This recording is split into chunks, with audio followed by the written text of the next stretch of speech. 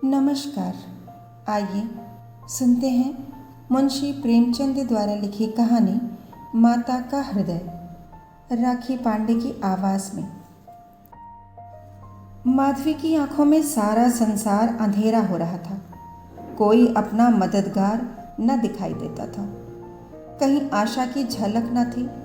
उस निर्धन घर में वह अकेली पड़ी रोती थी और कोई आंसू पोंछने वाला न था। उसके पति को मरे हुए 22 वर्ष हो गए थे। घर में कोई संपत्ति न थी। उसने न जाने किन तकलीफ़ों से अपने बच्चों को पाल पोस कर बड़ा किया था। वही जवान बेटा आज उसकी गोद से छीन लिया गया था। और छीनने वाले कौन थे? अगर मृत्यु ने छीना होता तो वह सब्र कर लेती। मौत से किसी को द्वेष नहीं होता, मगर स्वार्थियों के हाथों यह अत्याचार असम्य हो रहा था। इस घोर संताप की दशा में उसका जी रह रहकर इतना विकल हो जाता कि इसी समय चलूं और उस अत्याचारी से इसका बदला लूं जिसने उस पर यह निष्ठुर आघात किया है। मारूं या मर जाऊं, दोनों ही में संतोष हो जाएगा। कितना सुंदर, कितना होनहार बालक था। यही उसके पति की निशानी, उसके जीवन का आधार, उसकी उम्र भर की कमाई थी। वही लड़का इस वक्त जेल में पड़ा न जाने क्या क्या तकलीफ़ें झेल रहा होगा। और उसका अपराध क्या था? कुछ नहीं। सारा मोहल्ला उस पर जान देता था। विद्यालय के अध्यापक उस पर जान देते थे। अपने बेगाने सभी तो उसे प्यार करते थे। कभी उसकी कोई शिकायत सुनने ही में नहीं आई। ऐसे बालक की माता होने पर अन्य माताएं उसे बधाई देती थी। कैसा सज्जन, कैसा उदार, कैसा परमार्थी। खुद भूखा सो रहे, मगर क्या मजाल कि द्वार पर आने वाला अतिथि को रूखा जवाब दे। ऐसा बालक क्या इस योग्य था कि जेल में जाता? उसका अपराध यही था कि वह कभी कभी सुनने वालों को अपने दुखी भाइयों का दुखड़ा सुनाया करता था। अत्याचार से पीड़ित प्राणियों की मदद के लिए हमेशा तैयार रहता था। क्या यही उसका अपराध था? दूसरों की सेवा करना भी अपराध है। किसी अतिथि को आश्रय देना भी अपराध है। इस युवक का नाम आत्मानंद था। दुर्भाग्यवश उसमें वे सभी सद्गुण थे जो जेल का द्वार खोल देते हैं। वह निर्भीक था, स्पष्टवादी था, साहसी था, स्वदेश प्रेमी था, निस्वार्थ था, कर्तव्य परायण था। जेल जाने के लिए इन्हीं गुणों की जरूरत है। स्वाधीन प्राणियों के लिए वे गुण स्वर्ग का द्वार खोल देते हैं, पराधीनों के लिए नरक के। आत्मानंद के सेवा कार्य ने, उसकी वैयक्तिकताओं ने और उसके राजनीतिक लेखों ने उसे सरकारी कर्मचारियों की नज़रों में चढ़ा दिया था। सारा पुलिस विभाग नीचे से ऊपर तक उसके सतर्क रहता था। सबकी निगाहें उस पर लगी रहती थीं। आखिर जिले में एक भयंकर डाके ने उन्हें इच्छित अवसर प्रदान कर दिया। आत्मानंद के घर की तलाशी हुई। कुछ पत्र और लेख मिले जिन्हें पुलिस ने डाके का बीजक सिद्ध किया। लगभग 20 युवकों की एक टोली फांस ली गई। आत्मानंद इसका मुखिया ठहराया गया। शहादतें हुई। इस बेकारी और गिरानी के ज़माने में आत्मा से ज़्यादा सस्ती और कौन सी वस्तु हो सकती है? बेचने को और किसी के पास रह ही क्या गया है? नाम मात्र का प्रलोभन देकर अच्छी से अच्छी शहादतें मिल सकती हैं, और पुलिस के हाथ पड़कर तो निकृष्ट से निकृष्ट गवाहियाँ भी देववाणी का महत्व प्राप्त कर लेती हैं। शहादतें मिल गईं। महीने भर तक मुकदमा चला। मुकदमा क्या चला कि एक स्वांग चलता रहा और सारे अभियुक्तों को सजा दे दी गई। आत्मानंद को भी सबसे कठोर दंड मिला, 8 वर्ष का कठिन कारावास। माधवी रोज कचहरी जाती। एक कोने में बैठी सारी कार्यवाही देखा करती। मानवीय चरित्र कितना दुर्बल, कितना निर्दय, कितना नीच है, इसका उसे तब तक अनुमान भी न हुआ था जब आत्मानंद को सजा सुना दी गई और वह माता को प्रणाम करके सिपाहियों के साथ चला तो माधवी मूर्छित होकर जमीन पर गिर पड़ी। 2-4 दयालु सज्जनों ने उसे एक तांगे पर बैठाकर घर तक पहुंचाया। जब से वह होश में आई है, उसके हृदय में शूल सा उठ रहा है। किसी तरह धैर्य नहीं होता। उस घोर आत्मवेदना की दशा में अब अपने जीवन का केवल एक लक्ष्य दिखाई देता है, और वह इस अत्याचार का बदला है। अब तक पुत्र उसके जीवन का आधार था, अब शत्रुओं से बदला लेना ही उसके जीवन का आधार होगा।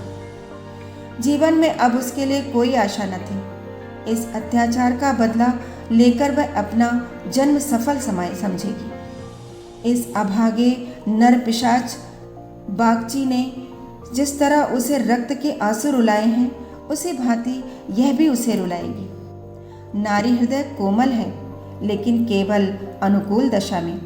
जिस दशा में पुरुष दूसरों को दबाता है, स्त्री शील और विनय की देवी हो जाती है। लेकिन जिसके हाथों अपना सर्वनाश हो गया हो, उसके प्रति स्त्री को पुरुष से कम घृणा और क्रोध नहीं आता। अंतर इतना ही है, पुरुष शस्त्रों से काम लेता है, स्त्री कौशल से। रात बीतती जाती थी और माधवी उठने का नाम न लेती थी। उसका दुख प्रतिकार के आवेश में विलीन होता जाता था, यहाँ तक कि इसके सिवा उसे और किसी बात की याद ही न रही। उसने सोचा, कैसे यह काम होगा? कभी घर से नहीं निकली। वैधव्य के 22 साल इसी घर में कट गए, लेकिन अब निकलूंगी, झूठ बोलूंगी, सब कुकर्म करूंगी। सत्कर्म के लिए संसार में स्थान नहीं। ईश्वर ने निराश होकर कदाचित इसकी ओर से मुंह फेर लिया है। अभी तो यहाँ ऐसे ऐसे अत्याचार होते हैं और पापियों को दंड नहीं मिलता। अब इन्हीं हाथों से उसे दंड दूंगी। संध्या का समय था। लखनऊ के एक सजे हुए बंगले में मित्रों की महफिल जमी हुई थी। गाना बजाना हो रहा था। एक तरफ आतिशबाजियां रखी हुई थी, दूसरे कमरे में मेजों पर खाना चुना जा रहा था। चारों तरफ पुलिस के कर्मचारी नजर आते थे। वह पुलिस के सुपरिंटेंडेंट मिस्टर बागची का बंगला है। कई दिन हुए उन्होंने एक मार्के का मुकदमा जीता था। अफसरों ने खुश होकर उनकी तरक्की कर दी थी और उसी की खुशी में यह उत्सव मनाया जा रहा था। यहाँ आए दिन ऐसे उत्सव होते रहते थे। मुफ्त के गवैये मिल जाते थे, मुफ्त की आतिशबाजी, फल और मेवे और मिठाइयाँ आधे दामों पर बाजार से आ जाती थी और चट दावत हो जाती थी। दूसरों के जहाँ 100 लगते, वहाँ इनका 10 में ही काम चल जाता था। दौड़ धूप करने को सिपाहियों की फौज थी ही। और यह मार्के का मुकदमा क्या था? वह जिसमें निरपराध युवकों को बनावटी शहादत से जेल में ठूंस दिया गया था। गाना समाप्त होने पर लोग भोजन करने बैठे। बेगार के मजदूर और पल्लेदार जो बाजार में दावत और सजावट के सामान लाए थे, रोते या दिल में गालियां देते चले गए थे, पर एक बुढ़िया अभी तक द्वार पर बैठी हुई थी। अन्य मजदूरों की तरह वह भुनभुना कर काम न करती थी। हुक्म पाते ही खुश दिल होकर मजदूर की तरह दौड़ दौड़ कर हुक्म बजा लेती थी। यह माधवी थी, जो इस समय मजूरनी का वेश धारण करके अपना घातक संकल्प पूरा करने आई थी। मेहमान चले गए, महफिल उठ गई, दावत का सामान समेट दिया गया। चारों ओर सन्नाटा छा गया, लेकिन माधवी अभी तक यहीं बैठी थी। सहसा मिस्टर बागची ने पूछा, बुढ़ी, तू यहाँ क्यों बैठी है? तुझे कुछ खाने को मिल गया? माधवी, हाँ हुजूर, मिल गया। बागची, तो जाती क्यों नहीं? माधवी, कहाँ जाऊं सरकार, मेरा कोई घर द्वार थोड़े ही है। हुक्म हो तो यहीं पड़ी रहूं, पाव भर आटे की परवस्ती हो जाए हुजूर। बागची, नौकरी करेगी? माधवी, क्यों ना करूंगी सरकार, यही तो चाहती हूँ। बागची, लड़का खिला सकती है? माधवी, हाँ हुजूर, वह मेरे मन का काम है। बागची, अच्छी बात है, तू आज ही से रह, जा घर में देख, जो काम बताएं वह कर। 1 महीना गुजर गया। माधवी इतना तन मन से काम करती है कि सारा घर उससे खुश है। बहू जी का मिजाज बहुत ही चिड़चिड़ा है। वह दिन भर खाट पर पड़ी रहती है और बात बात पर नौकरों पर झल्लाया करती हैं, लेकिन माधवी उनकी घुड़कियों को भी सहज सह लेती है। अब तक मुश्किल से कोई दाई एक सप्ताह से अधिक न ठहरी थी। माधवी ही का कलेजा है कि जल्दी जलीकटी सुनकर भी मुख पर मैल नहीं आने देती। मिस्टर बागची के कई लड़के तो हो चुके थे, पर यही सबसे छोटा बच्चा बच रहा था। बच्चे पैदा तो हुष्ट-पुष्ट होते, किंतु जन्म लेते ही उन्हें एक न एक रोग लग जाता था और कोई 2-4 महीने, कोई साल भर जीकर चल देते थे। माँ बाप दोनों इस शिशु पर प्राण देते थे। उसे ज़रा जुकाम भी हो तो दोनों विकल हो जाते। स्त्री पुरुष दोनों शिक्षित थे, पर बच्चे की रक्षा के लिए टोना टोटका, दुआ ताबीज़, जंतर मंतर, एक से भी उन्हें इनकार न था। माधवी से यह बालक इतना हिल गया कि एक क्षण के लिए भी उसकी गोद से न उतरता। वह कहीं एक क्षण के लिए जाती तो रो रो कर दुनिया सिर पर उठा लेता। वह सुलाती तो सोता, वह दूध पिलाती तो पीता, वह खिलाती तो खेलता। उसी को वह अपनी माता समझता। माधवी के सिवा उसके लिए संसार में कोई अपना न था। बाप को तो वह दिन भर में केवल 2-4 बार देखता था और समझता कि यह कोई परदेसी आदमी है। माँ आलस्य और कमजोरी से मारे गोद में लेकर टहल न सकती थी। उसे वह अपनी रक्षा का भार संभालने के योग्य न समझता था और नौकर चाकर उसे गोद में लेते तो इतनी बेदर्दी से उसके कोमल अंगों को पीड़ा होने लगती थी। कोई उसे ऊपर उछाल देता था, यहाँ तक कि अबोध शिशु का कलेजा मुंह को आ जाता था। उन सबों से वह डरता था। केवल माधवी थी जो उसके स्वभाव को समझती थी। वह जानती थी कि कब क्या करने से बालक प्रसन्न होता, इसलिए बालक को भी उससे प्रेम था। माधवी ने समझा था यहाँ कंचन बरसता होगा, लेकिन उसे देखकर कितना विस्मय हुआ कि बड़ी मुश्किल से महीने का खर्च पूरा पड़ता है। नौकरों से एक एक पैसे का हिसाब लिया जाता था और बहुधा आवश्यक वस्तुएं भी टाल दी जाती थीं। एक दिन माधवी ने कहा, बच्चे के लिए कोई तेज गाड़ी क्यों नहीं मंगवा देती? गोद में उसकी बाढ़ मारी जाती है। मिसेस बागची ने कुंठित होकर कहा, कहाँ से मंगवा दूँ? कम से कम 50-60 रुपये में आएगी। इतने रुपए कहाँ हैं? माधवी, मालकिन आप भी ऐसा कहती हैं? मिसेस बागची, झूठ नहीं कहती। बाबूजी की पहली स्त्री से 5 लड़कियां और हैं। सब इस समय इलाहाबाद के एक स्कूल में पढ़ रही हैं। बड़ी की उम्र 15-16 वर्ष से कम न होगी। आधा वेतन तो उधर ही चला जाता है। फिर उनकी शादी की भी तो फिक्र है। 5 के विवाह में कम से कम 25,000 लगेंगे। इतने रुपए कहाँ से आएंगे? मैं चिंता के मारे मरी जाती हूँ। मुझे कोई दूसरी बीमारी नहीं है, केवल यही चिंता का रोग है। माधवी, घूस भी तो मिलती है। मिसेस बागची, बुढ़िया, ऐसी कमाई में बरकत नहीं होती। यही क्यों?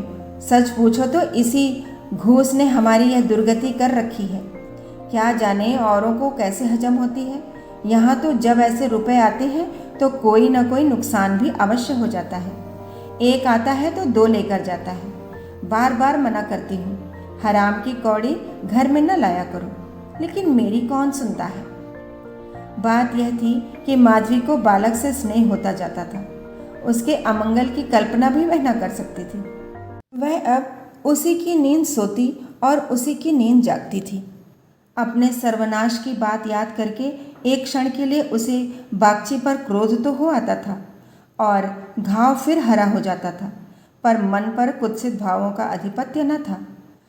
घाव भर रहा था, केवल ठेस लगने से दर्द हो जाता था। उसमें स्वयं टीस या जलन न थी। इस परिवार पर अब उसे दया आती थी। सोचती, बेचारे यह छीन झपट न करें तो कैसे गुजर हो। लड़कियों का विवाह कहाँ से करेंगे? स्त्री को अब देखो बीमार ही रहती है। उस पर बाबूजी को एक बोतल शराब भी रोज चाहिए। यह लेख तो स्वयं अभागे हैं।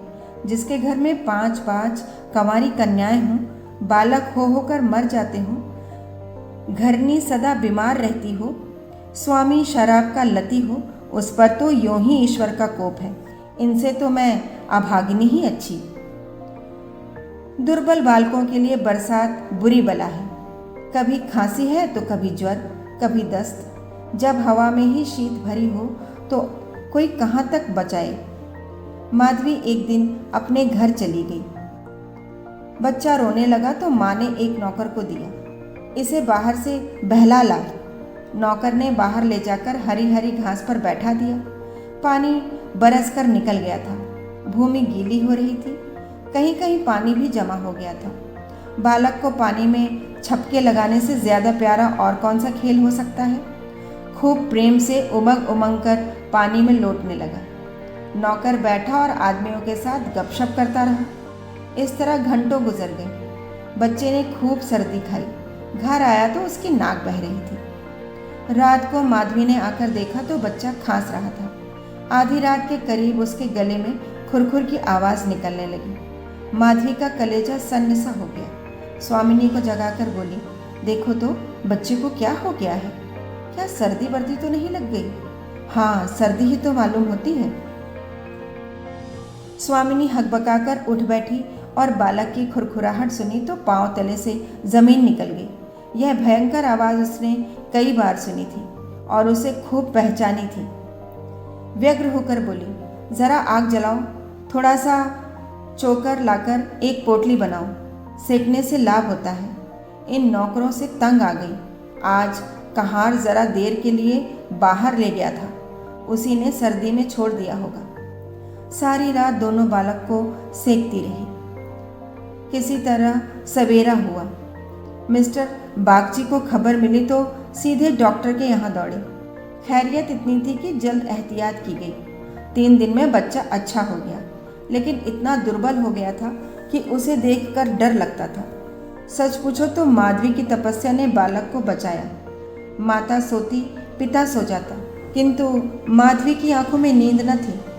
खाना पीना सब भूल गई थी। देवताओं की मनौतियाँ करती थी, बच्चे की बलाएं लेती थी, बिल्कुल पागल हो गई थी। यह वही माधवी है जो अपने सर्वनाश का बदला लेने आई थी। अपकार की जगह उपकार कर रही थी। विष पिलाने आई थी, सुधा पिला रही थी। मनुष्य में देवता कितना प्रबल है। प्रातःकाल का समय था। मिस्टर बागची शिशु के झूले के पास बैठे हुए थे। स्त्री के सिर में पीड़ा हो रही थी। वहीं चारपाई पर लेटी हुई थी और माधवी समीप बैठी बच्चे के लिए दूध गर्म कर रही थी। सहसा बागची ने कहा, बूढ़ा, हम जब तक जिएंगे तुम्हारे यश गाएंगे। तुमने बच्चे को जिला लिया। स्त्री, यह देवी बनकर हमारा कष्ट निवारण करने के लिए ही तो आ गई। यह न होती तो न जाने क्या होता। बूढ़ा, तुमसे मेरी एक विनती है। यूँ तो मरना जीना प्रारब्ध के हाथ है, लेकिन अपना अपना पौरा भी बड़ी चीज़ है। मैं अभागिनी हूँ। अब कि तुम्हारे ही पुण्य प्रताप से बच्चा संभल गया। मुझे डर लग रहा है कि ईश्वर इसे हमारे हाथ से छीन न ले। सच कहती हूँ बूढ़ा, मुझे इसको गोद में लेते डर लगता है। इसे तुम आज से अपना बच्चा समझो। तुम्हारा होकर शायद बच जाए। हम अभागे हैं, हमारा होकर इस पर कोई ना कोई संकट आता रहेगा। आज से तुम इसकी माता हो जाओ। तुम इसे अपने घर ले जाओ, जहाँ चाहे ले जाओ। तुम्हारी गोद में देकर मुझे फिर कोई चिंता न रहेगी। वास्तव में तुम ही इसकी माता हो, मैं तो राक्षसी हूँ। माधवी, बहू जी, भगवान सब कुशल करेंगे। क्यों जी इतना छोटा करती हो? मिस्टर बागची, नहीं नहीं बूढ़ी माता, इसमें कोई हरज नहीं है। मैं मस्तिष्क से इन बातों को ढकोसला ही समझता हूँ, लेकिन हृदय से इन्हें दूर नहीं कर सकता। मुझे स्वयं मेरी माताजी ने एक धोबिन के हाथ बेच दिया था। मेरे 3 भाई मर चुके थे। मैं जो बच गया तो माँ बाप ने समझा बेचने से ही इसकी जान बच गई। तुम इस शिशु को पालो पोसो, इसे अपना पुत्र समझो। खर्च हम बराबर देते रहेंगे, इसकी कोई चिंता मत करना। कभी कभी जब हमारा जी चाहेगा आकर देख लिया करेंगे। हमें विश्वास है कि तुम इसकी रक्षा हम लोगों से कहीं अच्छी तरह कर सकती हो। मैं कुकर्मी हूँ, जिस पेशे में हूँ उसमें कुकर्म किए बगैर काम नहीं चल सकता। झूठी शहादतें बनानी ही पड़ती हैं, निरपराधों को फंसाना ही पड़ता है। आत्मा इतनी दुर्बल हो गई है कि प्रलोभन से में पड़ ही जाती है। जानता हूँ कि बुराई का फल बुरा ही होता है, पर परिस्थिति से मजबूर हूँ। अगर न करूँ तो आज नालायक बनकर निकाल दिया जाऊँ। अंग्रेज हजारों भूल करें, कोई नहीं पूछता। हिंदुस्तानी एक भूल भी कर बैठे तो सारे अफसर उसके सिर हो जाते हैं। हिंदुस्तानियों को तो कोई बड़ा पद न मिले, यही अच्छा। पद पाकर तो उनकी आत्मा का पतन हो जाता है। उनको हिंदुस्तानियत का दोष मिटाने के लिए कितनी ही ऐसी बातें करनी पड़ती हैं जिनका अंग्रेज के दिल में कभी ख्याल ही पैदा नहीं हो सकता। तो बोलो, स्वीकार करती हो? माधवी गदगद होकर बोली, बाबूजी, इच्छा हो तो मुझसे भी जो कुछ बन पड़ेगा आपकी सेवा कर दूंगी। भगवान बालक को अमर करे, मेरी तो उनसे यही विनती है। माधवी को ऐसे मालूम हो रहा था कि स्वर्ग के द्वार सामने खुले हैं और स्वर्ग की देवियां आंचल फैला फैला कर आशीर्वाद दे रही हैं, मानो उसके अंतःस्थल से में प्रकाश की लहरें सी उठ रही हैं। इसी स्नेहमय सेवा में कितनी शांति थी। बालक अभी तक चादर ओढ़े सो रहा था। माधवी ने दूध गर्म हो जाने पर उसे झूले से पर से उठाया तो चिल्ला पड़ी। बालक की देह ठंडी हो गई थी और मुंह पर पीलापन आ गया था, जिसे देखकर कलेजा हिल जाता है, कंठ से आह निकल जाती है और आंखों से आंसू बहने लगते हैं। जिसने उसे एक बार देखा है फिर कभी नहीं भूल सकता। माधवी ने शिशु को गोद से चिपटा लिया, हालांकि नीचे उतार देना ही चाहिए था। कोहराम मच गया। माँ बच्चे को गले से लगाए रोती थी, पर उसे ज़मीन पर न सुलाती थी। क्या बातें हो रही थी और क्या हो गया। मौत को धोखा देने में आनंद आता है। वह उस वक्त कभी नहीं आती जब लोग उसकी राह देखते हैं। रोगी जब संभल जाता है, जब वह पथ्य लेने लगता है, उठने बैठने लगता है, घर भर खुशियाँ मनाने लगता है, सबको विश्वास हो जाता है कि संकट टल गया, उस वक्त घात में बैठी हुई मौत सिर पर आ जाती है। यही उसकी निठुर लीला है। आशाओं के बाग लगाने में हम कितने कुशल हैं। यहाँ हम रक्त के बीज बोकर सुधा के फल खाते हैं, अग्नि से पौधों को सींचकर शीतल छाह में बैठते हैं। हाँ, मंदबुद्धि, दिन भर मातम होता रहा। बाप रोता था, माँ तड़पती थी और माधवी बारी बारी से दोनों को समझाती थी। यदि अपने प्राण देकर वह बालक को जिला सकती तो इस समय अपना धन्य भाग समझती। वह अहित का संकल्प करके यहाँ आई थी और आज जब उसकी मनोकामना पूरी हो गई और उसे खुशी से फूला न समाना चाहिए था, उसे उससे कहीं घोर पीड़ा हो रही थी, जो अपने पुत्र की जेल यात्रा से हुई थी। रुलाने आई थी और खुद रोती जा रही थी। माता का हृदय दया का आगार है। उसे जलाओ तो उसमें दया की ही सुगंध निकलती है, पीसो तो दया की ही रस निकलता है। यह देवी है। विपत्ति की क्रूर लीलाएं भी उस स्वच्छ निर्मल स्रोत को मलिन नहीं कर सकती। कहानी सुनने के लिए बहुत बहुत धन्यवाद। कल फिर मिलेंगे एक नई कहानी के साथ।